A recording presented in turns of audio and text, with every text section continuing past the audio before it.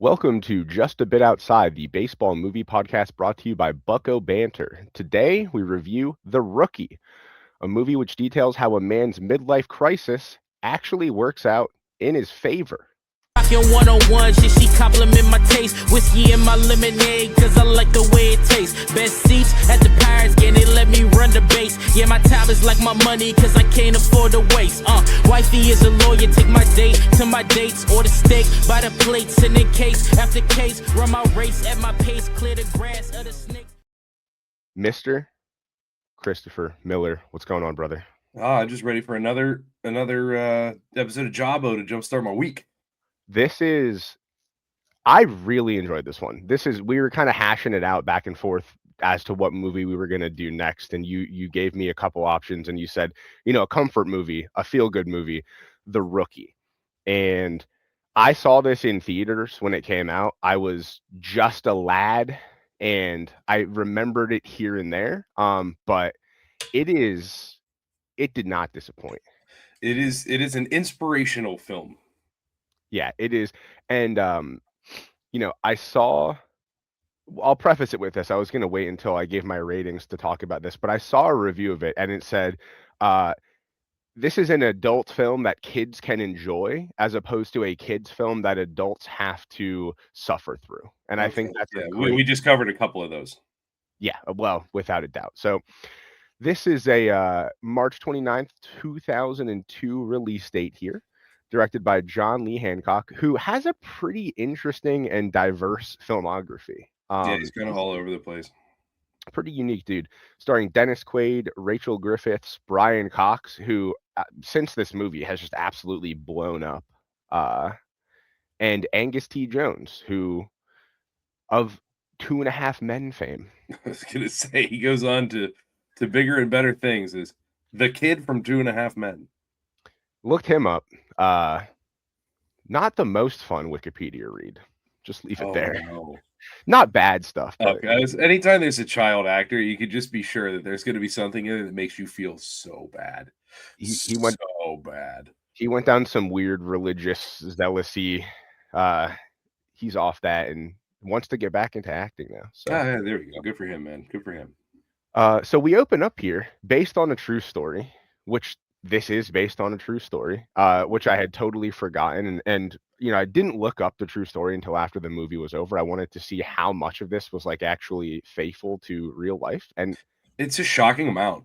It tracks pretty close. Yeah, it's a shocking amount. We open up here. It's kind of a strange start to this movie. There's scenes and discussions of these nuns purchasing this plot of land and talking about Saint Rita, who's the patron saint of impossible dreams. And this land was supposed to have oil, but it didn't, and it was turned into a baseball field. And when you're first watching the scene, it is quite strange open to a baseball movie produced by Disney. But this is one of those things where it all makes sense, and it will say we will circle back to it because we get to see the nuns again. At a point in this film. We will circle back to that, but again, it's impossible that it's we're talking about they're in Santa Rita, and Saint Rita is the patron saint of the impossible, which sets the tone for his career, and it's talking about bad investments. Maybe the nuns made a bad investment in the town. So now we get what is a bad investment. But no, I mean it sets up what you're gonna see, whether you know it or not, and eventually it all kind of fits in and makes sense.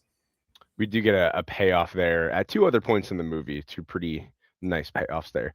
So we have a little old-timey baseball game going on, shot of an oil well here, and then we kind of get a little bit of an interesting time travel-y kind of. It cuts to Jim Morris as a youth in Connecticut, moving to Virginia, moving to Hollywood, Florida. We find out that his father is a military man and they're moving all the time here. But the one constant for Jimmy Morris is baseball. He's always throwing with his friends. He's always throwing against the wall. He's always throwing at something. This kid loves ball. Big time ball lover. And eventually they have a game in Hollywood, Florida. and we find out that he's dealing in the little league. He doesn't just eat, sleep, and breathe ball. He's nice at ball. He's nice at ball. He has a game where he throws 13 strikeouts and they win the game. Dad doesn't care. Not He feeling just it. says, we got to move again. He's like, Dad, I had a great game, 13 Ks, absolutely shutting them down. We won the game. And he goes, we're going to have to move again. Sorry.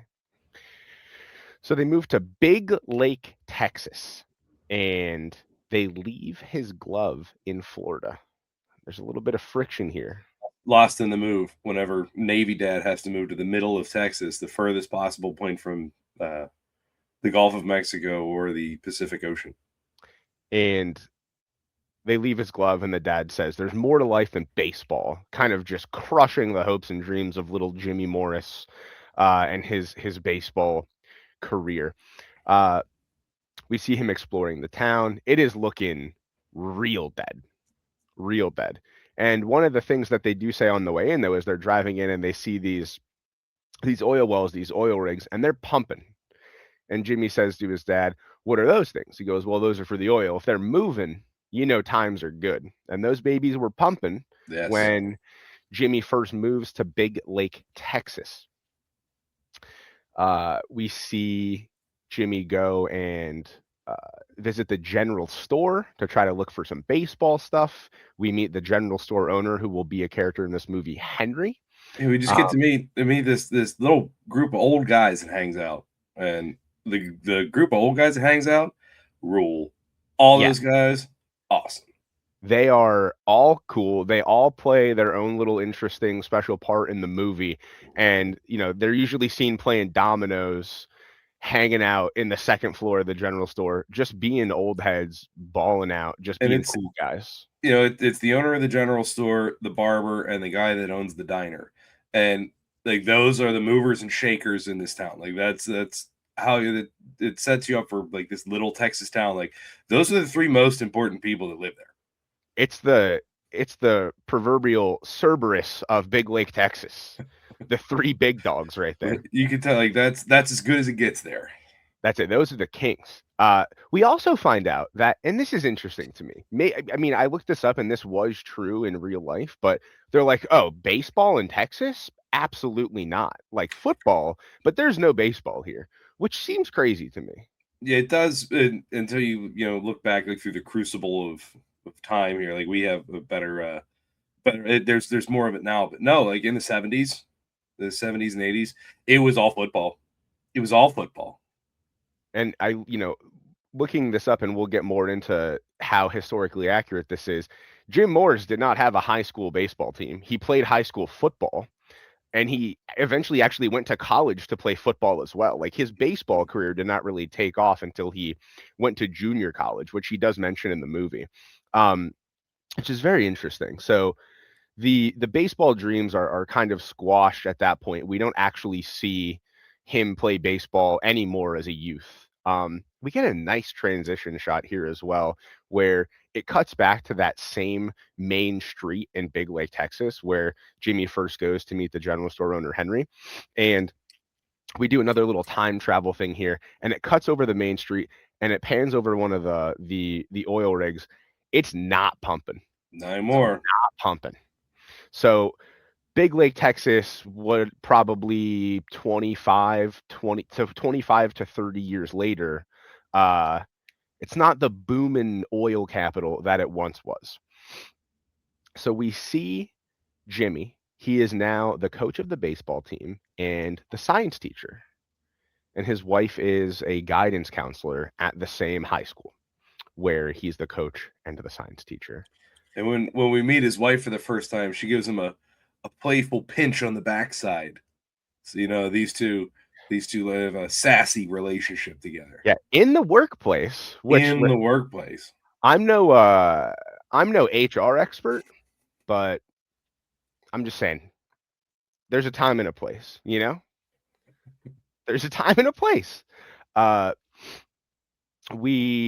This was interesting. He goes to the bar after this, and this we see the same folks who are the old heads from the general store. They're listening to Christmas songs in what is kind of presumed to be, I guess, like May or June. Yeah. And they're listening to Christmas songs. They have a nice debate over whether that is okay. That scene I found was pretty charming. The Yeah. son This song's too good to listen to for 1 month. yeah, his son is with him, so we meet his son Hunter, uh, and they're kind of just talking, and you're getting the small town feel at this point. Hunter eventually asks him about his arm. So you find out that he hurt his arm once he went to JUCO to play baseball, and then he kind of just hung it up after that. Which is that's what they portray a little bit in the beginning of the movie. They later go on to explain that he actually did get drafted twice. So there's a little bit of a no, not maybe not a continuity error, but they kind of hide the ball a little bit here at the very beginning of the movie, and we and we cut to him. We cut to him throwing the ball at the fence at night by himself. So he's just practicing. He's just throwing, trying to get some of that back. My man just likes throwing. It's like his happy place. It's how he kind of clears his head. Just likes throwing, and I get it. Everybody has their little thing, and his is that he's just all the time to clear his head instead of going for a drive, listening to music, whatever. He's out there just pumping Ched. He got the truck headlights on by himself at night, just throwing gas. We cut to home. We find out that he has a newborn baby. And then the one question that I had when I saw this, because they never explain this, and it soon kind of becomes a moot point because we learn that the wife is going to stay home from work for a little bit, but who's watching the newborn baby? Like, there is a scene where they're both in school, right? And Baby's presumably probably fine. It's just a baby. We got the internet now. You leave some food on the floor. That's true. Yeah, I don't have a newborn of my own, but it seems like now is just like now we're good. They're pliable. Yeah. So now we cut to baseball practice, and apparently people have been checking in on old Jimmy Morris throwing by himself at night because the catcher says, "Hey, I see you doing that, you weirdo. Would you like someone to play catch with?" Yeah, it's like a little playful ribbing. It's easier if there's another person when you play catch. So they start throwing, and he asks him to really just let one go. And the catcher's pretty shocked that Jim has some heat. Jim has some real heat to his fastball. He asks him what he was reaching back in the day when he was playing in JUCO, when he was, pursuing his actual baseball dream. He said 85 to 86 miles per hour. The speeds in the movie are a little bit interesting.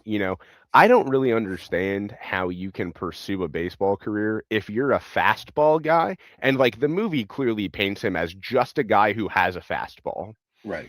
And you were only hitting 86 on your best day. Like, that's not getting you out of Double-A, dude. No, no, absolutely not. Even then, and this is before everything like baseball became a velocity farm. Like no, 80's not getting you anywhere. It's not getting you off the porch. If that's not your breaking ball, like if you got an 86-mile-an-hour curveball, now we're getting somewhere. But like if that ball don't break, you're not getting looked at because everybody is going to tattoo it. Yeah, and that's just an interesting. The velocity and the speeds in this movie are all kind of janky. How they portray it, and we'll kind of talk about that a little bit more. One of the other big problems is they don't have any grass on their baseball field. No grass-free field. Whole thing, infield, outfield, all of it. He's trying to grow the grass. The janitor says, "You got a deer problem." There's The deer out janitor there. just shows up in this scene, and it turns out he's awesome. Yeah, he has 45 seconds of screen time, and he works them. He works those 45 seconds. He goes back home. This is the first time that he's really let it go for a while, that he's actually tested out his arm since, we're thinking like like over a decade. It's the first time he's let one loose. So he's back home with his wife. They're having a glass of wine, and they mention that they bought it from a gas station or whatever. This looks like the worst glass of wine that you could possibly ever have in your entire life. It is akin to gas station wine. It looks worse than grape juice. Yeah, it's not good. It likely was grape juice, but like you could do better than that. It looked terrible. So it's like my man goes from chopping it up with the boys, bitching about deer, and they bitch about football a little bit, which is nice. To just drinking the worst wine you've ever had in your entire life. Terrible. It looks like a wild berry Gatorade Zero. It looks like sugar-free Gatorade. It is a color not commonly found in nature. Yeah. I'm glad you also noticed that the wine looks stupid. It looked so bad. Like, It you looks could literally stupid. just go get a Welch's grape, and it would look better than the wine did in the movie. He goes to practice the next day. He throws BP. The catcher's kind of egging him on. He throws BP, and he lets one go again and kind of shocks the kids on his team. And at this point, his team is bad. They are not good at ball. Yeah, his team's terrible. There's only 10 of them, and he decides just uncork a fastball on one of them, just like shit all over a kid and emasculate him in front of his peers, which is nice. Yeah. And he will do that again, which is great. He talks to Henry from the general store. He says, hey, if you stay off the field for 3 weeks, I'll fix the field for you. And this part is, I didn't look into this. I actually want to look into this and see. So they stay off the field for a while here, except for when they're playing their games. So we have our first game coming up, and they are a sorry bunch of ball players. Slob City, man. They got a whole bunch of, what's his name? Haywood. It's like him and Smalls. It's a super group. They, to have a halfway decent team, you should probably be good at offense or defense. You can't be bad at both of those things. Ideally, you'd want to be good at both of them. Not if you want to compete. They're bad. They're bad. I think they lose the first game. One of the first 2 games, they lose 13-3, and they're getting just kind of walked all over. Then we see a scene that this scene's so weird, and it still is just, I don't understand why it's in the movie. I get that they want to fix the field, but we see the general store guy and the Henry and the guy from the diner go to the barber shop and start sweeping up bags of hair. And then they just cut off that scene. And you're watching it, you're like, what is possibly going on here? They're just hamming it up. You never know what they're up to. They got all the time in the world, and they're playing dominoes, just goofing off. Getting old bags of hair. It seems like running a general store is easy, because sometimes you can just go get hair if you want. You just go do whatever you want. I'm in the wrong line of work, bud, because it looks like he's got a pretty comfortable living in his general store. He's got a lot of socks in it. That's for damn sure, because young Jimmy was looking for socks. And he's like, hey, you got any baseball stuff? And he was like, no, sure don't. He's a good guy because he went and he got the catalog so they could order some baseball stuff for Jimmy. But socks, a lot of socks, brother. More socks in the store than people in the town. Correct. A lot of socks in the store. The second game, the fellas, it just cuts from the hair to the second game. So interesting. Yes. Next game, also not great. The fellas are getting absolutely body bagged, to be honest with you. And afterwards, Jimmy sits him down and gives him an old pep talk here. He says, you guys quit on the team, and the worst part is you guys can't see it. And they hit him with the old reverse psychology Jedi mind trick. We've seen this before. We have seen this before. And they say, you quit on your dreams of being a baseball player, you old loser. And the crazy part is you can't see it. It's the fact that they immediately go to that, something that they know that he is incredibly sensitive about, or at least one would think. Wild. It was like, oh, you guys aren't playing too well. It's like, well, I think everybody can relate to, like, maybe this person isn't in your life anymore, but at some point in time, you've had a friend or you knew a person where maybe you throw just a little dart at them, just a quick little rib, and then they come back and hit you with the most soul-crushing, psyche-demolishing thing just because they know that it will Because they absolutely know crush it. you. Yeah. Yeah. Uh, Like, oh, it's you guys 10 are of very those good at guys. baseball. Well, you have a very unhealthy relationship with your estranged father. Yeah, it's just 10 of those guys Oh. on this team. He's giving them just like a coachly, like, "You guys gotta do better, believe in yourselves," and they're like, "Oh, yeah? Well, you squandered the only dream you've ever had in your life, and now you're living just the most plain, boring life in a rinky-dink town, you loser." And he's like, "Whoa, I'm sorry. crazy." I'm And just then gonna they go make out. I'm gonna go out, throw that old ass rubber, and just start throwing at a fence again, so that I don't like hurt myself. that scene blew my mind. The swiftness that they bring it right back to him is crazy. Insane. There's no way it happened like that in real life. There's no way. No shot. I Also, would is simply cut that kid from the team. I'd be like, "Get out of here, dude." I would cut that kid from this mortal coil. I'd dig a hole out in the desert and they would never find him. I Is this the part where I can talk about what we discussed last night in regards to the high school kids? Oh, without a doubt, because They're they're all sitting on the bleachers at this point. yeah, it's like the kids in Greece, man. They're 30. Every kid in this movie, except for his children, 30. They have to be bare minimum like 25 years old. The kids on the other team too, it's crazy. The kids on the other teams they play, like, there's a shot where it pans across the dugout.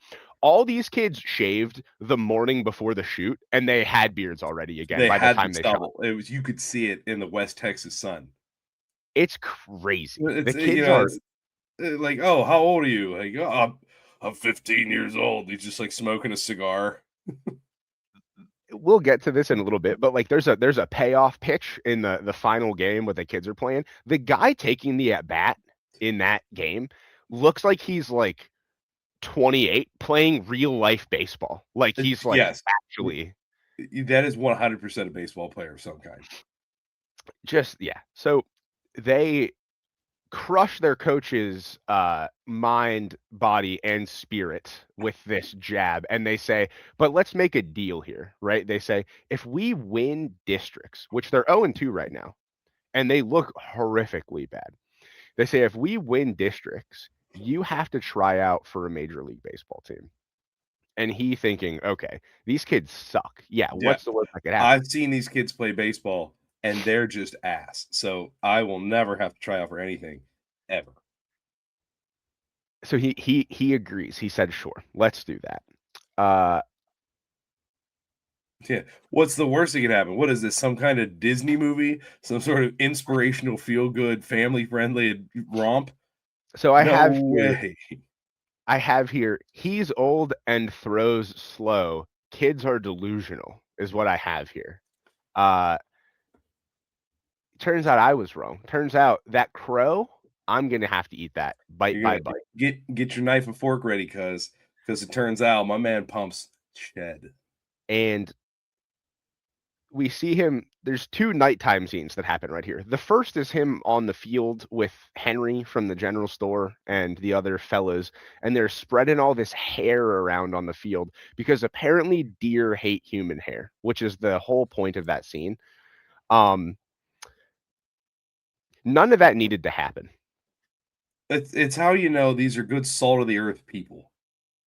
It's a guys being dudes moment. It's people helping people. It's the town coming together. We get a lot of exposition from the big bag of human hair. It's just so weird. Uh, It is a weird thing, but like listen, that's an environmentally friendly animal repellent. It's either that or they just blast that thing full of chemicals, so all those kids are just getting weird lumps all over the place. listen, dude, they're already looking 30 at 16. There's something in the water. It's because these children do not have to apologize for having high tea. Not in 2025. Not in 2025, they wouldn't have to. Just a bunch of just jacked 30-year-old teenagers. That's the new band name, the jacked That's 30-year-old teenagers. So on the way home from the hair spreading, uh, old Jimmy Morris pulls up to a speed trap, one of those signs on the road. The speed is this, you're going this. So he decides to pull over and he's going to test the alarm out on this machine. So he throws his little lollipop.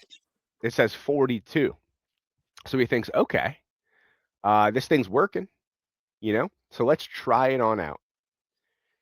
So he stretches It's out a little. nighttime. I'm by myself. My kid's just laying down on the bench seat of a truck. That's probably not a crime, right? Like, let's just kind of fire, limber up the old shoulder and let's have a go. So he throws past it, and it says 76. And he kind of looks down, he shakes his head, thinking to himself, I'll never make it with that. I'll Yeah, get murdered. Yeah, that's going to be embarrassing. People are going to see that, and I might get jumped in the parking lot. But as he walks past it to go collect the ball, we see the lights flicker on the sign, and it actually was 96. 96. Now, this might be my biggest qualm with this movie.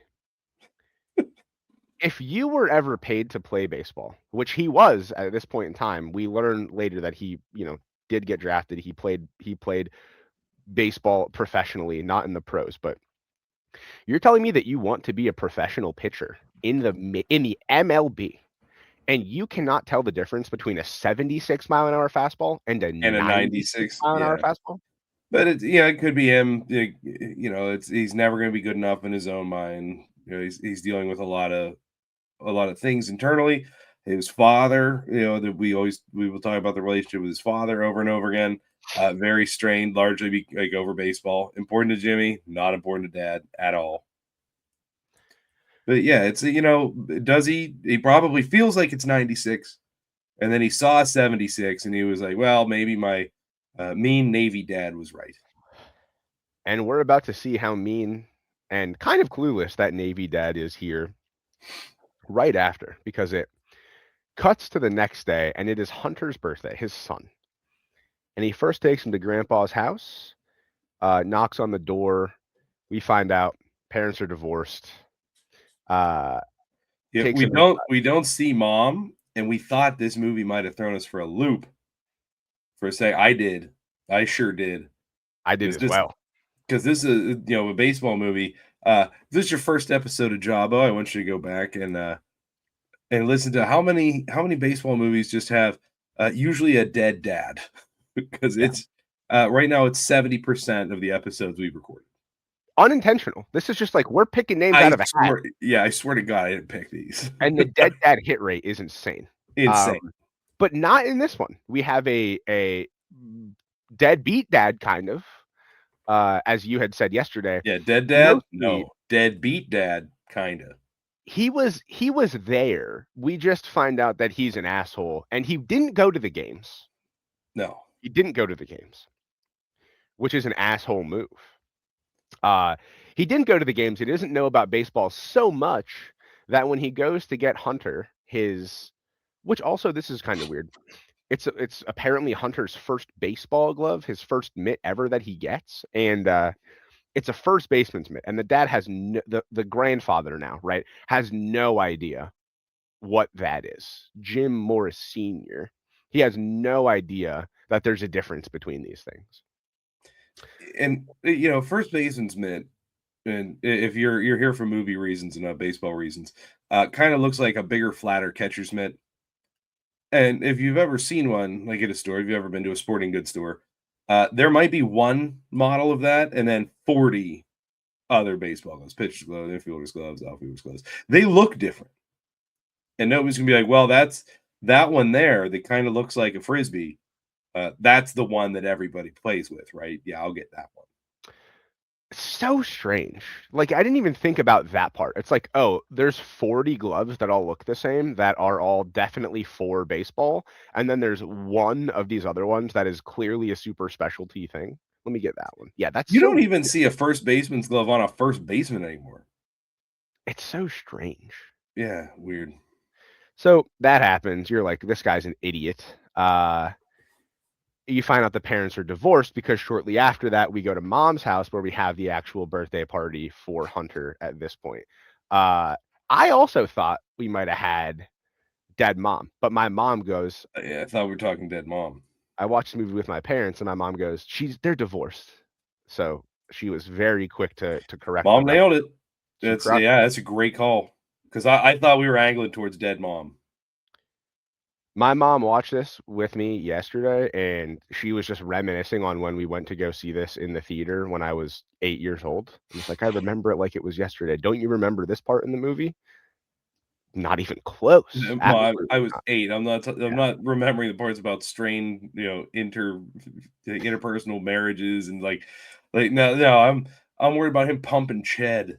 I remembered the sign. That's the one part that I remember from the movie. The part It's with the sign. it's the most like celluloid friendly moment. It like even whenever it goes from 76 to 96, it has that little little like the electricity kind of fizzing, not quite sparking Yeah, the kind of sound effect. classic.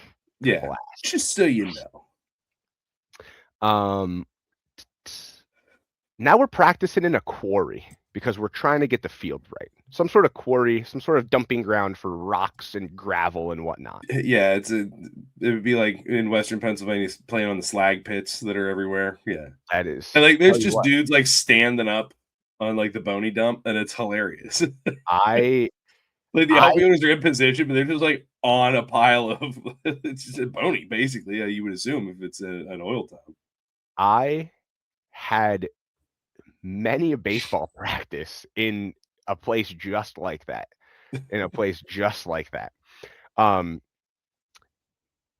this is where we really get the montage of him trying to just fry all the kids, and he torches everybody here. They said, "Come on, coach, if we're gonna win all these games, we need some good pitching." And he just fries everybody, which is also not helpful. Uh, you gotta meet somewhere in the middle. You can't just be crushing everyone on your team. Like they're not gonna hit what we found out was 96. Uh, you know, Also, big ups to the catcher for like doing a pretty nice job of just catching 96 plus. yeah. Uh, that part is that part is like, hey, this guy in a few months is going to spoiler alert, this guy in a few months is going to be pitching in the MLB for the Tampa Bay Rays, and he's just pumping 96 past a bunch of sorry high school baseball players in this scene, And which is it's kind crazy. of, you get two options. You could either have him vent his frustration that way or in the way that the dad does in the Bad News Bears. So you could either strike them out or you could hit them. You could strike them. You could assault them with your hands maliciously. We follow this up. We have the coach frying all the kids montage. We get back-to-back montages here. We get the team playing better montage, a baseball movie staple. Yeah, I'm Baseball not sucking anymore montage. Inject that into my veins. Yeah. This one hits. This one's pretty good. The ragtag group of kids who were terrible learns their coaches throwing absolute gas. They've won 5 in a row. They are going to play for district championship. But we learned that when Jimmy was really down, what he did was he applied for coaching and teaching roles at a bunch of other schools in the area. And like clockwork, after they win their final regular season game, the athletic director from some high school in Fort Worth just shows up in the locker room and is like, Jimmy, I need to talk to you. We want to offer you a job coaching and teaching in Fort Worth. And one of the players, whack, he overhears it. And now there's some real tension at this current point in time. Whack asks him, is he going to stay? He asked him that before they have their big game. And he's kind of grasping at here. He's kind of struggling with this decision, right? His wife says it's Fort Worth. We're getting a ton more money, better school district. we'd be crazy not to take this. Yeah, there's more than 9 people that live in this town. You know, the 3 old guys, us, and your divorced parents who still live in the same town. Fort Worth is a real place that actually, is not a one stoplight, 2-horse town. Yeah, they have running water. Yeah, they paint Big Lake. They paint Big Lake in a very poor light. I like that Big Lake looks exactly the same from when young Jimmy's there to Jim. But now, like, established 35-year-old teacher and father. The only thing It's exactly the same, and everybody works the same job. The only thing that stopped was the oil pumping. That's it. We go to the championship game with this question still kind of looming over us here about this Fort Worth job. The student asks him, "Are you staying next year?" He says, "Let's worry about this game in front of us." They hit us with the quick prayer circle. Cuts right to national anthem. Very 2002 of this movie to do that. Jesus back to back patriotism.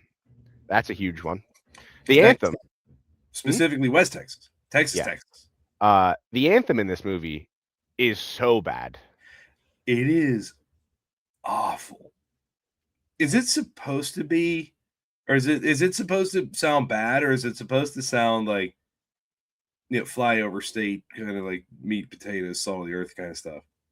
It's bad. I was thinking of one person when I heard this anthem, and that's Alex J. Stumpf. Stumpf hates a bad anthem because he has to hear every single one of them. And I thought of him when I heard this because it's a bad anthem. And there's the worst part of a bad anthem is people that can really just bring it, like the Jeff Jimersons of the world. And I want to shout out my man Dwayne at the Bucko games, who does like a half dozen a year. Dwayne nails it every time, kills it, because he's great like guy. Listen, and it's the way he described it to me. He's like, I'm not trying to make this my song. It's not my song. I'm trying to sing the song, and we're going to get out there and play baseball, because they're not here to see me. They're here to see baseball. And that is like the most healthy response to that of any performer in history. Yeah, he crushes. But also shout out Dwayne. He is the man. Love you, buddy. Super nice guy. Love him. Now we play the game, and they're pulling out all the stops on this one. They get a little suicide squeeze going on. They love this in the last couple baseball movies. It's been double steal city, dude. It is. They pull out all the stops here. At the end of the game, the outfielder robs a home run on a little bobble. He gets it in his glove. He drops it. He catches it with bare hands. There's no way they meant to do that. They just got like the sickest shot of the most incredible over the shoulder into, like, it's a running catch. And he like bangs into the wall, and it just hops out of his glove. And on the way of him falling, reaches down, puts his hand out, and snags it. It's sick. It's incredibly athletic. It's great. And he got to do that because he's 30. So he's been playing baseball a long time. Shortly after this, we have a guy just completely disregard the third base coach, who is Jim Morris, and just sends it right around third, is safe at home. I'd be pissed, but he scored, so it is what it is. And then to end it, we have something that we don't have in a ton of baseball movies. We have a full at bat, which is kind of cool. We have every pitcher in at bat between pitcher and batter, which is kind of cool. This is the guy that looks like he is 28, absolutely just yoked up, visible tattoos. Yeah, he looks like a grown ass man. Yeah, he's either like a professional baseball player, or he just got off his shift at the plant. He got off his shift at the gravel factory, and he's ready to destroy these kids. It's like, I gotta get through this at bat, or my wife's gonna kill me. He's got to get home. He's got mouths to feed. Now we win the game here, and they're playing jump around in the dugout, or in the locker room. Very fun, very jovial sequence. This part is crazy. every single player on the team as they're walking out walks up to Jim Morris and says, "It's your turn. Now it's your turn, coach. It's your turn, coach." And every single one, they just say it 10 times in a row. And now they got his ass. He has to do it. Got to do it. He has to try out for a Major League Baseball team. And we see a nice shot of the cork board up after this, the bulletin board. We find out that, first they won 5 in a row. They won whatever it was, 8 out of 10. They win the district championships. They lose the state tournament opener. And then right after that is a Rays tryout with in big red marker all over it. It's your turn, right? So now he's dialed. He has to do this. We have a great quote in the next scene. He is at the breakfast table with his family. His kids are a lot older now. It's kind of interesting. The timeline here, even though this is just presumably a few weeks, months after maybe they just didn't show the middle child, the daughter, the first daughter, at any point in the movie up to this part. Yeah, she's like kind of in it. Yeah, like in the background, it was like being held by the mom or whatever. But yeah, she was too young to really progress a scene here. Yeah, Yes, but this is Hunter's baby. Yeah, this is Hunter's movie. Yeah, but what is gay? Hey sis, why don't you hang out? Why don't you hit the pine? Hunter's got this one. But she delivers a great line here where, Mom, Lori has to run out and she says, "You can take some Mr. Crunch." She's eating Captain Crunch. And Jim comes back and says, "He's a captain. Don't go breaking rank on him." Amazing. That's how you know he's a Navy brat. He's got a little bit of that dad in him. Love that. So he lies to his wife. He says, "Well, I don't have anything going on today," but he does have something going on today. He has a Major League Baseball tryout. But who's watching the kids? He's watching the kids. He takes the kids to the tryout with him. All 3 of them. Hunter? All 3 of them in a bench seat square body Ford. Like, that's it. I know it's Texas, but come on, Jim. What are we doing here? It's also Texas in like 1999. Like, yeah, in the 70s, you could just do whatever. You could put your kids in the back. Yeah. They would not. It wasn't illegal to drink to drink a beer while driving a vehicle in Texas until the 80s. We used to be a proper country. Back, just bed full of kids. We call that the old Morris Buttermaker. Just that's all state was. That's all it was. No wonder they weren't playing baseball. They had everything else figured out. They were good. They had it. It's like, what am I worried about? So this whole scene is just so strange. We have all of the kids at the tryout. He's there. He signs in. He sees an old scout who says, "Oh, Jimmy Morris, I remember when you were drafted by the Brewers," which is true. That did happen. He shows up. He's wearing jeans. All this guy does is wear jeans to play baseball. There's jeans at baseball movie. That's tough luck. We've seen too many jeans in baseball movies already. But he's not really taking it too seriously, I guess, and it shows that he's given up his baseball kind of aspirations. He's just he's now officially a Texan. He's gonna wear jeans and harness boots, and drive around with his kids just flopping around on the bench seat of your F-150. He's wearing those harness boots, except when he's playing baseball, because you better believe that he is wearing some Reebok cleats. You better believe it. There is a very clear, just like the runner in this movie is when he's like about to let it go, it cuts to him digging the toe of his Reebok cleat. Specifically, for damn sure it's a Reebok. Oh, they let you know it's Reeboks. And he's digging into the rubber, and then he just lets it loose. Reebok must have backed up the Brinks truck for this one. I mean, it is like shameless product placement. So it's the end of the tryout. They're like, "Hey, Jimmy, come on now." He almost ran out of diapers for his child. And he gets up there and he throws 98 on 12 straight pitches. And the scout hits us with a great line here, a great line. He says, if I call in a guy that's 2 times as old as these other guys, I'll get laughed at. But if I don't call in on a 98-mile-an-hour fastball, I'll get fired. That's so good. Love that one. Love that one. So he's getting called. He finds out he's going to get a call back. His wife is at home, gets a voicemail from everyone on the Devil Rays, and then he gets home, and cat's out of the bag, right? She finds out, oh, you didn't go talk to the real estate guy today? The kids are home late. You're bringing home pizza? It's because you were with the Devil Rays at a tryout today. And there's a little bit of friction on this. You know, he was kind of hiding the ball, lying to her about it. He doesn't really want her to know that he's chasing his ball dreams again, because he has 3 kids and a decent job and a prospect at an even better job. So this whole baseball thing is it's taking a back seat at this point.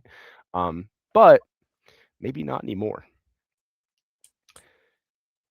He's throwing in the rain. There's another tryout with the Rays, throwing in the rain. He's still hitting 98 miles an hour.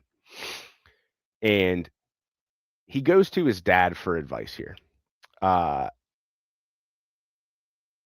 He asks his dad what he should do. And his dad says, I'm going to butcher this quote. Do you have it? I wrote it down somewhere. Let me see. I don't. I know. I just kind of expected you to write it down. But his dad tells him, son, you need to join the United States Navy. He said something along the lines of, I'm surprised he didn't say He's that. a recruiter. They pay him to do it.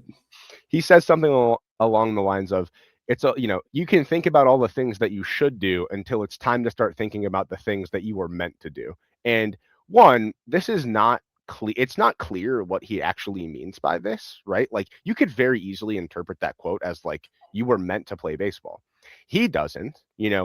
What he thinks is his dad is saying, oh, you're meant to be a family man. You're meant to go teach chemistry. And he expects him to fail. Yeah. 2 notes here. Number 1, that quote is cool, but like it doesn't actually mean anything. And like there's they reiterate that throughout the movie. Kind of a weird thing because it's very ambiguous. 2, his outfit in this scene is unbelievably sick. And a lot of the outfits in this movie are super good.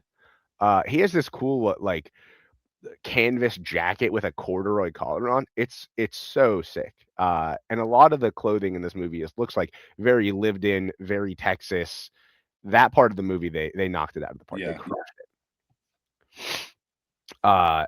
His wife tells him that, maybe he shouldn't do this because you can't eat dreams. Dreams don't put food on the table, which I thought was a pretty good one as well. She's displeased. She said he was happy when he quit. And he is not pleased with that. He's taking that as her kind of stomping on his dreams. She's saying, I don't want to, you were struggling with that. You were physically and mentally and emotionally hurt. She doesn't want that anymore. Then they kind of have a final kind of discussion about this on the front porch, and they go back and forth, and there's a huge pause in the conversation. This scene is incredible. Like, one of the best scenes in the movie, in my opinion, when they're having their final conversation about should he or should he not go and pursue this career in pro baseball again. And very emotional, huge pause in the conversation, and it's timed perfectly. It just like lingers for the perfect amount of time. Love this scene. And he chooses to leave for camp. So he's with the AA club now. The Orlando AA Southern League, playing for the Orlando Rays. And this is as wild, wacky, and as zany as you would think a AA baseball game in Orlando would be. It's ridiculous. How was your trip to Orlando, by the way? All right.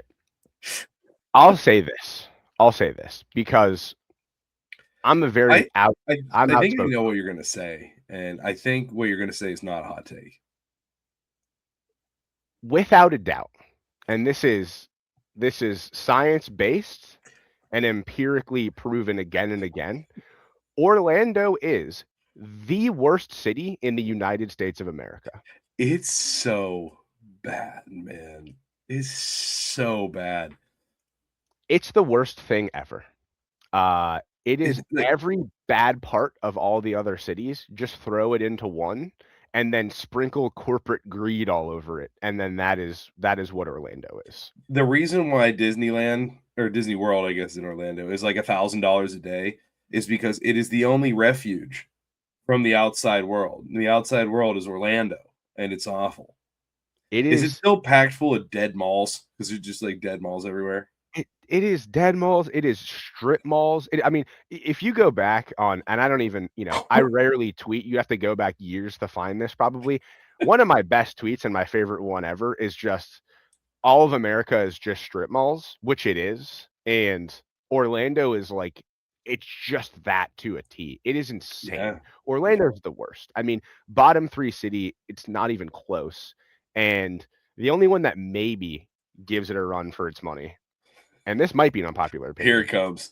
is Buffalo.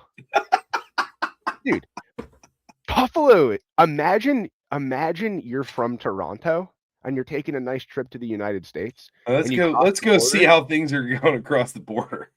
you get to Buffalo, I'm turning around. That's all I've seen enough at that point. My God. Anyway, all right. I It's don't even that, it's and then wherever the hell Tim Morris lives now. Those are the big three. yeah, Big Lake, Big Texas. Lake, Texas. Jeez, oh man. No lake, by the way. Just saying No that. way. He's in It Orlando. moved. It left. They lost it in the Lake 70s. left when the oil stopped pumping. Yeah. We have just a bunch of absolute tomfoolery going on. There's RC cars going around the base pads. There's literal clowns all over the place, not just The your run of the mill clown, like the RC actual. car race is one of the coolest ideas ever. I love it. I wish they would do it all the time. It is cool, but they're doing it like when he's coming out to pitch, he's jumping over him. Imagine he rolls an ankle, movie's over, right? Like He should have Randall Simoned it. just so ridiculous. Um, his first outing, not super great. He lets a wild pitch off, seems to have not gone, amazing. Calls his wife There not is an actual clown there. They're really ribbing him. So I get it. yeah. They say at one point, I don't know, it was bring your dad to work day, which is hilarious. That's a great joke. It's so good. Uh, he's on the bus. He has a little bit of a flashback to when he, really loved ball, and he's locking in at this point. He has the flashback. He's like, I can't struggle. I can't give up now. He's locking in. Moves up to AAA, the old Durham Bulls. So we see now Jim Morris in a Durham Bulls jersey. He's doing okay there. Now we introduce all the financial struggles. He's been away from his wife for a month to 2 months at this point. They're, flashback to our first episode. They're going to sell the farm out here unless this baseball thing works out. So Right. not great. Not great. He's struggling being away from his family. He gets called over for an interview. They think he's just kind of a publicity stunt. They're like, hey, old man, you're so old playing baseball. What's it like being a real old guy playing baseball?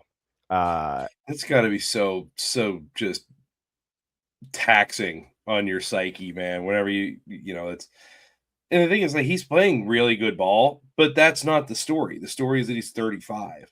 Yeah. Which, okay, 35? I get it. But like, Well, a 35-year-old rookie, like breaking into the sport, not a 35-year-old athlete. Because at the time, they were 35-year-old pitchers. Like, that's not weird. But debuting at that age is weird. but he's like a rookie round 2. Like, he played a little bit. Like, he Yeah. had played professional baseball before. Yeah, it's not like he hurt his arm and then they gave him a weird surgery where his arm was just up in the air in the healing process because the surgeon's clearly unqualified. If they gave him the old Hank Rowengartner, he'd be in the Hall of Fame. There wouldn't have been a movie like this about him. He'd be throwing 170-mile-an-hour fastballs.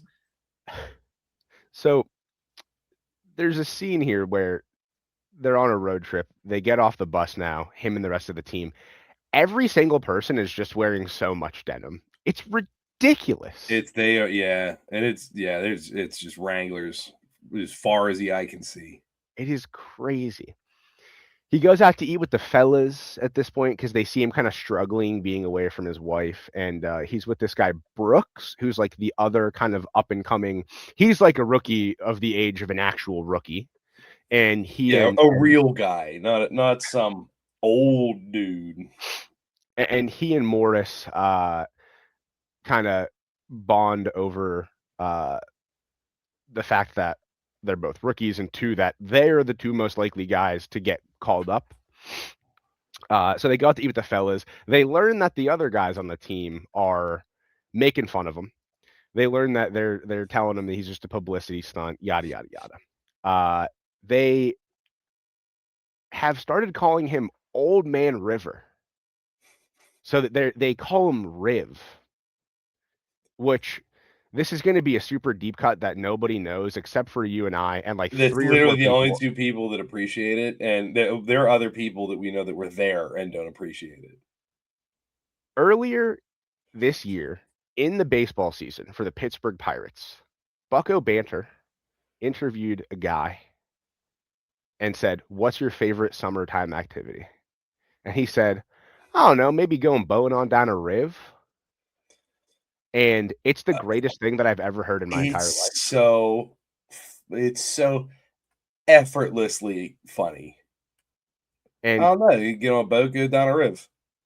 And I responded to him to that post, and I said, if that guy finds me at any baseball game ever, I'll buy him drinks the whole entire day. And I'm doubling down on that. If this guy finds me at a Pirates game, I will buy him drinks the whole day. I do not care. That's the best thing I've ever heard anybody say. I say it now. It's in the lexicon. Down a riv. Down a riv. Down a riv. And then I literally had to pause the movie because the first time they called him Riv, I just thought of that and I paused it and I laughed out loud. It's so good. I had to rewind it because I was laughing too hard. And then I was saying down a riv. It's like 3 a.m. I'm like saying it to my dog. He does not care. It's just so good. So shout out to that guy. He's a Bucko Banter legend. He is in the pantheon of the best. I've literally never seen him outside of that video. I think that's the only game he's ever been to. Legend. So shout out to that guy. Shout out to Dana Riv. I had to take a detour on that. We're taking detours today. We're getting off the cuff a little bit today, but that's how it goes. Moving through. Well, there's not too many laughs in the movie, so we got to bring the heat. That's true. Now he's really struggling because the fellas are telling him that he's just an old man in a publicity stunt. We cut to him by himself at the bar. The bar is just called Bar, which is, the neon just says bar. That's it. We got to bring that back. I agree. There actually is a speakeasy downtown, and it just says bar on it. It's by where Frank Schuer used to be. So that's interesting. He sees his news story come on, and they get I forget what the guy's name is. He's like the big time news anchor of the time. Peter, what's his name? I forget what his name is. They got him for the cameo, which is sick. And is it Jennings? Yeah. Yeah, it's Peter Jennings. Yeah. The whole hometown's watching it. He's thinking about this, thinking about how all of Big Lake's hopes and dreams are on his shoulders. Steps outside of Bar, hears some cheering, walks over to a Little League game that is being played, and that reignites his passion for the game. And he's time to get absolutely dialed. He's making it to the bigs, right? So he is pitching great. The hometown is listening to all these AAA baseball games, and he gets called into the manager's office, who hits him with the old, the old razzle dazzle, hits him with the old misdirection. He goes, Brooks is getting called up. You know, I think you should be the one to tell him. Seeing as how you're going with him. Whew. Got him. Got his ass. I love that every one of the call up videos, and there's always like that little misdirection in there. Coach, they got to be practicing in a mirror. So, but like that's like the only good part of being a major league manager. Everything else just seems awful. It's a thankless job. But then you get to just give a 35-year-old guy everything he's ever wanted with a quick zinger. Quick zinger. That guy seems just so disinterested. There's a scene where he's just putting together a model plane. And he's like, yeah, you're pretty good at pitching, buddy. And he's just putting together a model plane. It's so ridiculous. Just building a model airplane. So now they're coming up. They're going. Here's another thing. This part makes no sense to me. This movie, all in all, I really enjoyed. But there's little stuff that pisses me off. He calls to tell his family. And they're so happy. He tells his son. And his son has never heard of the Tampa Bay Devil Rays. He went to the tryout. He's 3, man. Give him a break. He went to the tryout. He saw the guys wearing all the Rays stuff. I'm just, maybe just thought they were like they worked at the aquarium or something. And I was gonna say this for later, but boy oh boy, did the Rays just squander the coolest branding of all time. I mean, it hurts me. I have one of the OG, the black with the purple bill. I have one for the inaugural season. I was down there with the fam, and we got to see a Rays game, and it was like, they just looked so good. They're like, hey, what if we took the coolest thing ever and then made it suck a lot? And that's what they did on purpose. And they rebranded as a team because they were the Devil Rays, and then they were just the Rays. But it's no longer the fish; it's a ray of sunshine. So you go from a dope ass fish to a yellow, basically just a star. Like, what an unbelievable downgrade. I'm not even mad that they blew in the World Series. What if we went from purple and teal and yellow and black, which is a fire color scheme, to white, gray, navy, and teal? Not even teal, light blue, baby blue. Sick, yeah, dude. baby Awesome. blue. So you would have a million other teams, dude. It hurts my soul, dude. It hurts my soul so bad. They're in Texas now. They're playing the Rangers, which is, it is perfect because the whole town can come and see him now. The town's buzzing with the language. They can put everybody in the back of a pickup truck. And guess what, brother? They do. They do. They're putting up flyers. They're saying, come see Coach play the Rangers. They're putting up flyers, and they're in Texas. He goes into the locker room. He sees all of the jerseys. We got Canseco, Boggs, McGriff. Then we're in the game, and the Rays are getting beat up. The Rays are getting beat up a little bit. They're burning through relievers. And every time the bullpen phone rings, it startles him. He looks over like every single time. Every time. And eventually that call does come for him, and he's warming up. He goes into the game. Manager, great line here. He goes, that fastball everyone's talking about? I need 3 of them. That's so fire. That's a sick line. That's so sick. And in fact, he does give him 3 of them, and he strikes out the Ranger to end the inning. And everyone's happy, crowd's going wild. But the whole time, all the while, you're thinking to yourself, where's Dad?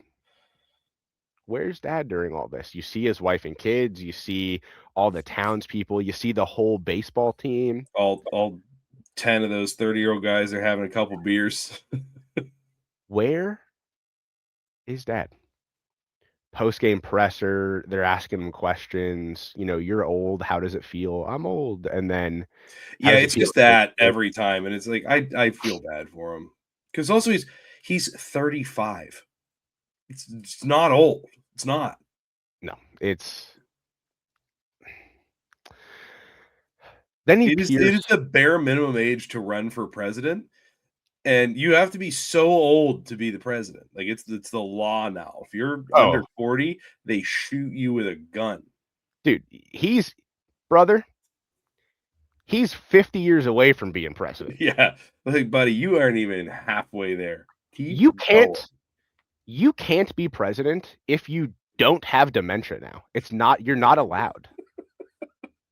You can't you have to forget where you are when you wake up every day to be the president of the United States now. It's a requirement.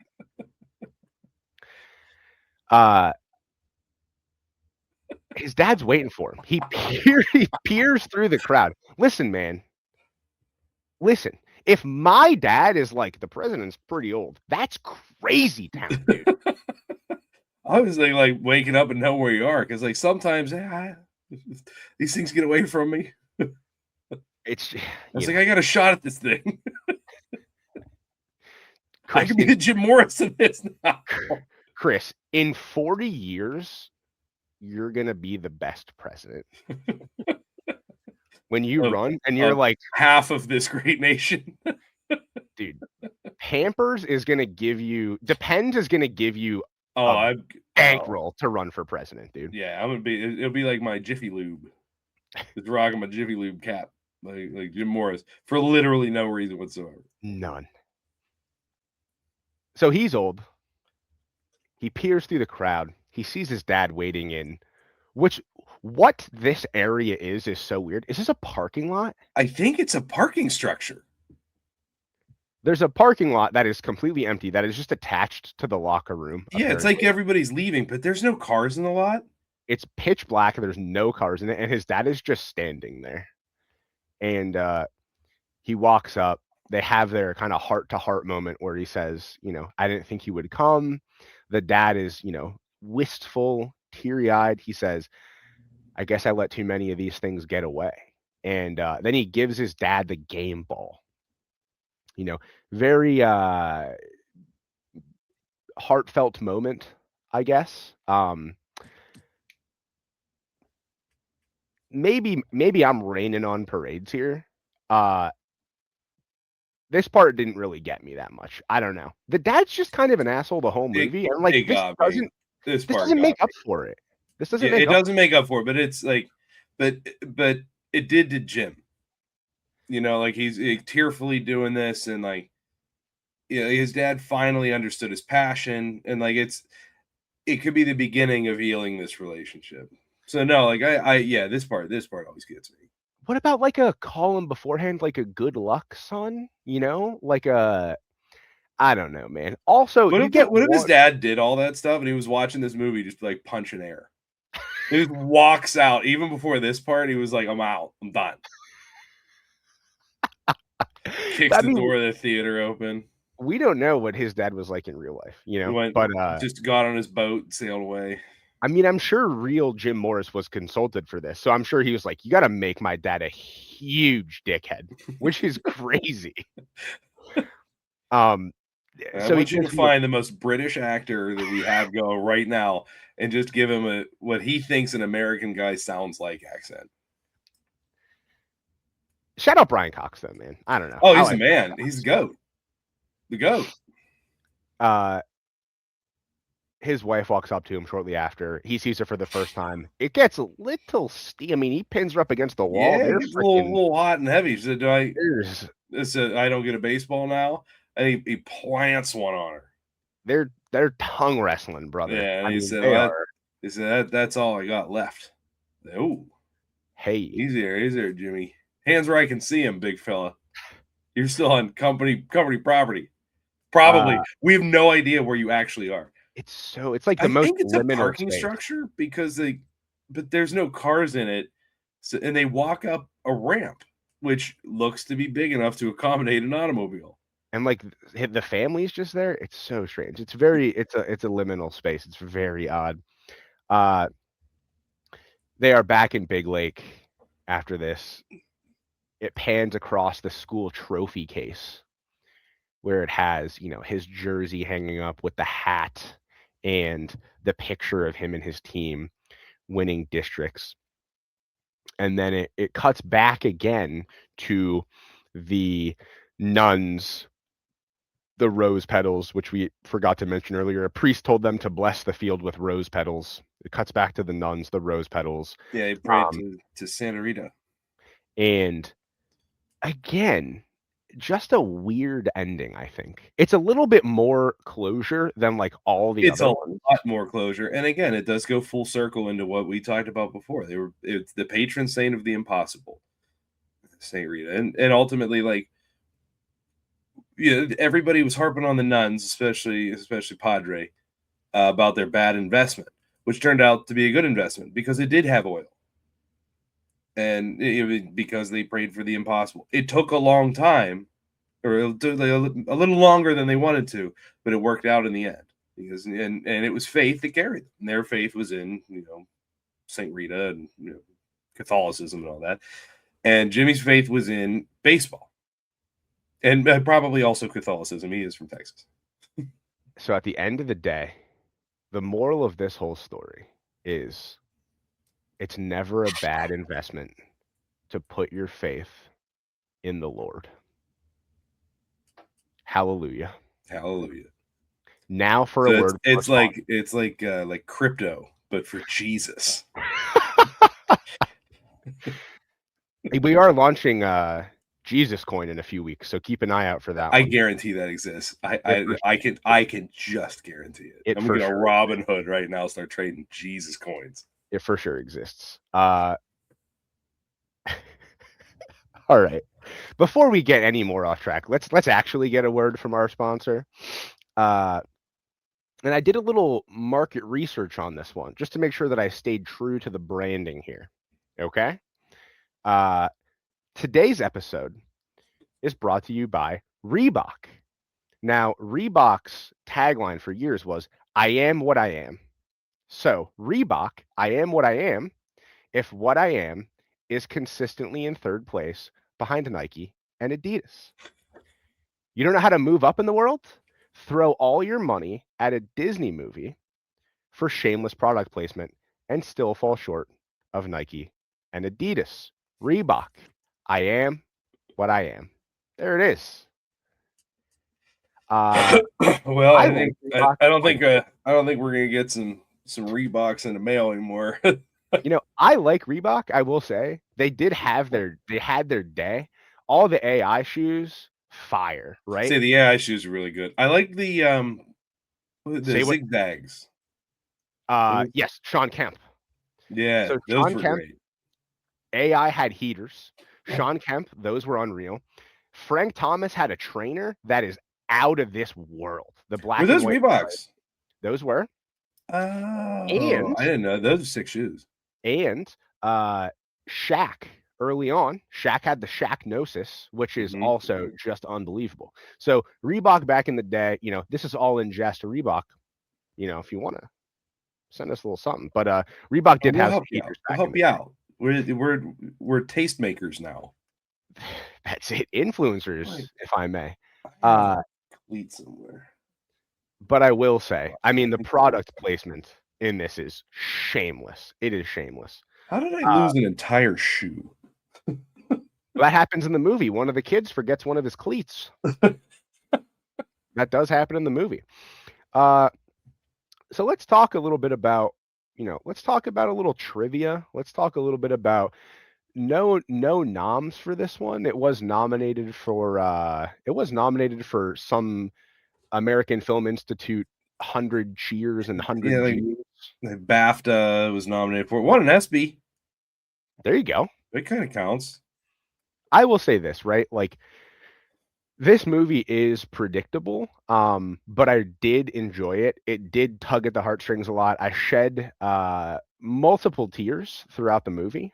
There's a couple points that really get you, and I did really like the movie. The acting is pretty good in the movie. Yeah, Quaid's very good in this. And Brian Cox is just a steady hand. You can always count on him. Yeah. We did talk about this. Quaid is absolutely twisted steel and sex appeal in this, and He's lean and mean. real life real life Jimmy Morris, Not man, not the same body type. dude, he was stoked when he found out old Denny was playing him. I guarantee it, dude. Dennis Quaid's, he's doing some method acting, and Jim Morris, it was like, well, I didn't really watch Jim. Jim was like, I was ripped, dude. I was I was ripped. I was jacked. I looked I like was an old fisherman, just all wiry and dude, he looks like an Olympic swimmer in this, dude. Like, it's crazy. Yeah, the real Jimmy Morris. his shoulder. It's Jim Morris's career was derailed by shoulder surgery. It's in a weird spot because he has a scar. And it's also like not where you usually or generally have shoulder surgery, but it's you can see it. It's very prominent, so you know that he did have surgery. Whenever he's walking around shirtless, just being jacked. Just absolutely gargantuan. What other fun stuff? What kind of trivia are we working with? I got two interesting ones. I don't have a tremendous amount, because it's like as far as trivia is concerned, the movie pretty much follows Jim's story and the book that it's based on. Like it's all pretty linear. The actress who plays his mother is only 5 years older than Dennis Quaid, which is wild. Is the bat. I went and I watched it. It is on YouTube. You can find that. It's a 4-pitch at bat. So there is a foul, but and it's 4 heaters, but there's a foul ball, and there's not a foul ball in the movie, and I don't know why. Because like it's a tension builder. Like a 3-pitch strikeout, sick. But like yanking one foul could have that like oh no moment. Like, oh no, maybe like this was all for nothing, and I'm just gonna get shelled by these professionals. And I was right the whole time. Blah, blah, blah, blah. But no, like the first bat, he burns them down, but it takes 4 pitches. We didn't really discuss this too much. I have, we'll talk about the baseball realism here in a second. Any other interesting trivia? I mean, like the writer and director, or it's kind of the safe play. It's they both did a lot of these like adaptations of true stories. John Lee Hancock would go on to direct The Blind Side. Mike Rich wrote Finding Forrester, Secretariat, and Radio. Oh, all right. Radio. Little Cuba Gooding Jr. What an interesting individual. But yeah, other than that, I know that whenever he's playing for the Bulls, they're definitely not at that stadium. I don't know where they actually played that game, though. I would be interested to know as well. It looks like all of the stuff that's happening when he's in the bullpen is just live shots of a real MLB game. Like yeah, so they did film that at a game. And that does happen in a lot of movies like that. Like him taking the mound happens during a Rangers game. Like the actual pitching part doesn't. Like they didn't break for that. But like the scenes of him coming out of the mound in the crowd, like yeah, they filmed it during a game just so you'd have more asses in the seats. The baseball stuff, all of the other stuff that's like not the actual baseball being played, I think is pretty good.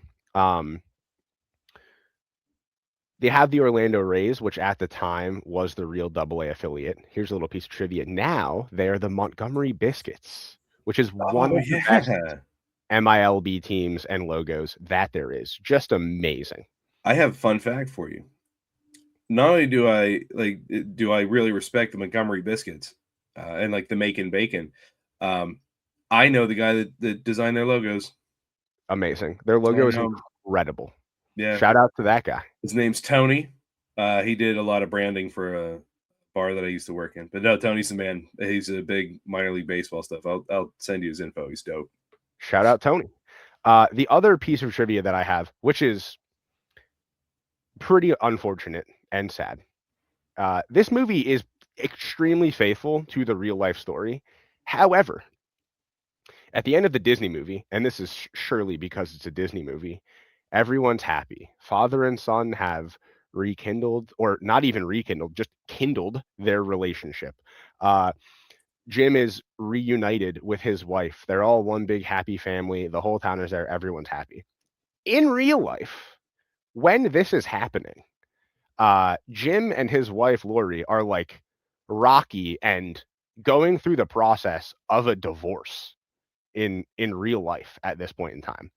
And obviously this is a Disney movie. They can't be like, all right, let's sprinkle in the divorce now, Right. There's Uh, the strain is showing in the relationship, like you can tell, because it's like, she doesn't want him to go. She liked when he quit.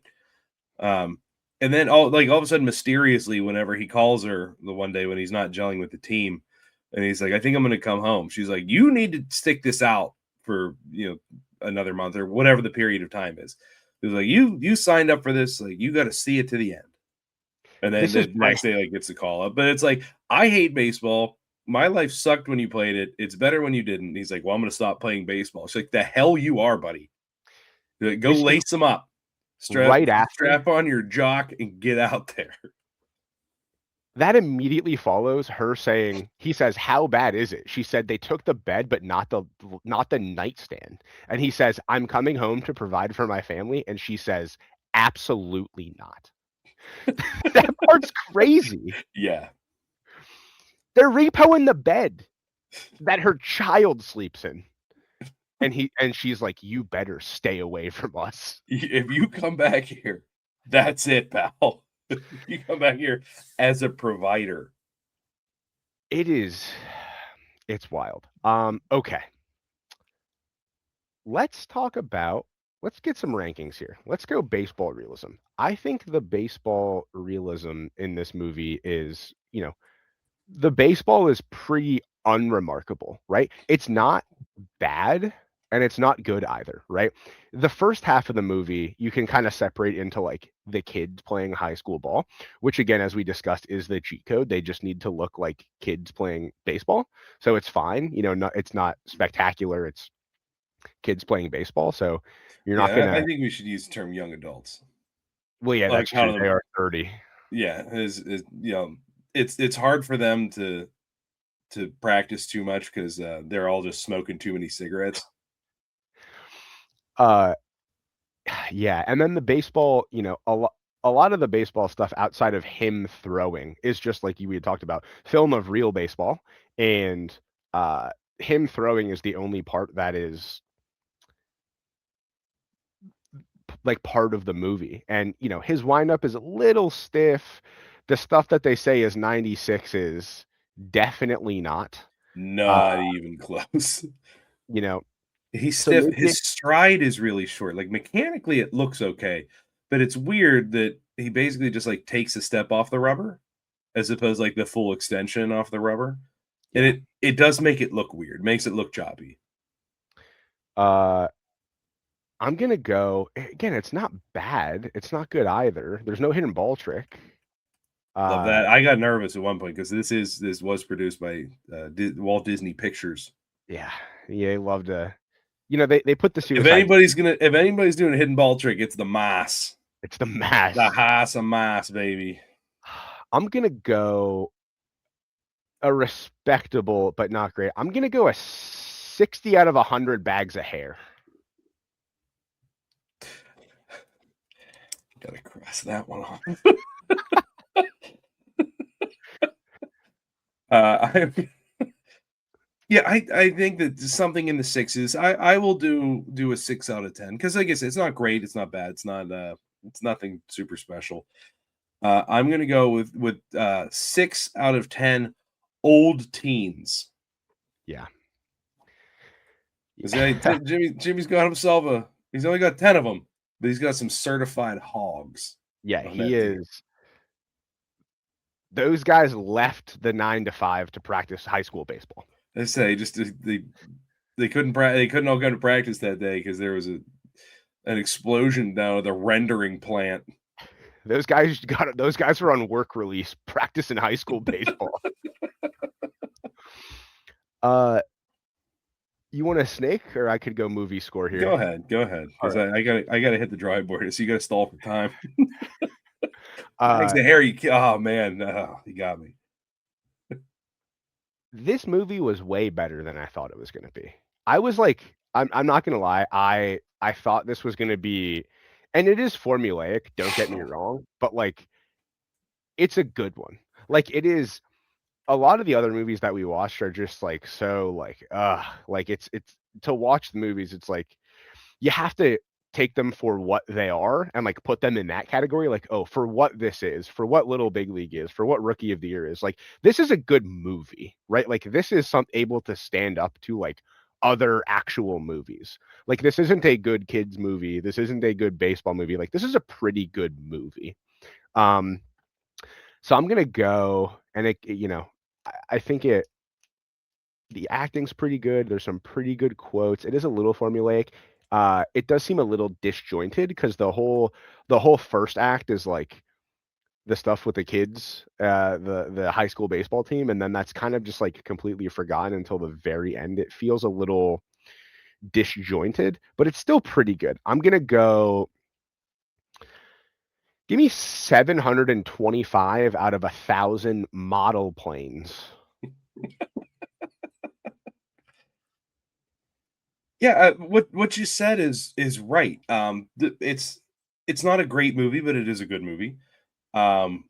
It's a little long. It's over 2 hours. It probably doesn't need to be. But it doesn't give Jimmy too much credit. It's not too much of that. It's not too sappy that way. It humanizes him, and it's what I said. The thing that I'm looking for in a baseball movie is, does it have heart? This movie has a lot of heart. It also explores a lot of different things. It's like struggles he has with his family, some friction between like him and his father growing up, like losing the glove. That's the most important thing in Jimmy's life, because he's what would you say? He's a teenager, probably 12, 13, 14 years old. Yeah. That would be like if you left your wallet in Florida. Like, that's your whole life. That's the most important thing you have. Yeah. Shout out Tribe Called Quest. There's a really cool scene that I like, and I know it's hackneyed. I know it's kind of hokey. I know it's a trope, but it's young Jimmy is towing the rubber, which isn't rubber. It's either a rock or a board or whatever, at the original Santa Rita next to the OG Derek. And then it cuts to old Jimmy. So it's like he's towing the rubber with the young man sneaker, and then again in his boots. And it pans up and kind of like looks over his shoulder into the West Texas sunset. And it's very evocative of Luke Skywalker looking up over the suns in A New Hope, where it's, looking out over like what the hell am I going to do? And I thought that was a really cool image. That's what it brought up for me. Other than that, like, I really did enjoy it. I'm going to give this movie a 6.9 out of 10 crypto nuns. Oh, hell yeah. Crypto nuns. I'm so happy that you just mentioned that last part about him silhouetted in the sun. You're gonna love the thumbnail for this one on YouTube. You're gonna love the thumbnail for this one on YouTube. I'm very excited. And speaking of YouTube, you already know I need you all to like and subscribe, ring the bell, turn on the notifications. Now for this one, we got both ends of the spectrum here. I need you to find a small town, preferably one that has never heard of Jabbo. And I need you to plaster flyers all over it, preaching the good word. And then in addition to that, somehow I need you guys to get a story on national news that plays at bar. So all the bar patrons can watch us on the national news as well. We need to hit every nook and cranny of America, from Connecticut to Hollywood, Florida to Big Lake, Texas. All right. So get cracking on that, and you'll see this up on Tuesday. Look out for that thumbnail. Thanks for listening. Thanks for watching. Thank you for getting your popcorn ready. Best seats at the Pirates game, they let me run the base. Yeah, my time is like my money, cause I can't afford to waste. Wifey is a lawyer, take my date to my dates, or the steak by the plates.